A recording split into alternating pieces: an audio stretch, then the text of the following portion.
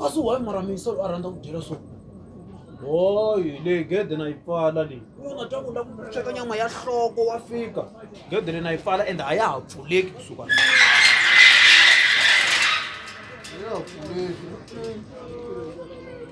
munhu wo fana a tirhisa pulani swiza ndhawu leyi mugeu heyi manyana u ta famba u tshova mani u ta heta matinu laha gede leyi a yi le ku pfuleni kusukela nampundzu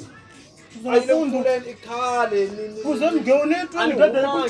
ni ri leyi ta cwina gede leyi hayi i xitswiriri mani vana va chaya ku hoyisile le ndhakunyana gede leyi vona yi na problem a yi le ku pfuleni namuntlha fuka xa nampundzu a ri swin'we musi nampundzu ra girawundini mu humi kwihi hayi mina a ni humangi hayi mina ni nge endli sweswo a ni nge endli sweswo yi na problem nyana ni tivi timhaka ta ku a ni chelangi fish oil a yi le leswi laka ku ngheni nchumu a ku humi nchumu sweswi na mina ni nge humi namuntlha hi mhaka gede leyi a wo ku na vayisa van'wanyani va busy na nyama ya nhloko le ndzhaku nyama ya nhloko njhani yimanyana mani u ta nghena hi kwihi swi nge endli mugeu na nena mugeu mani yimanyana mani why mi rhandza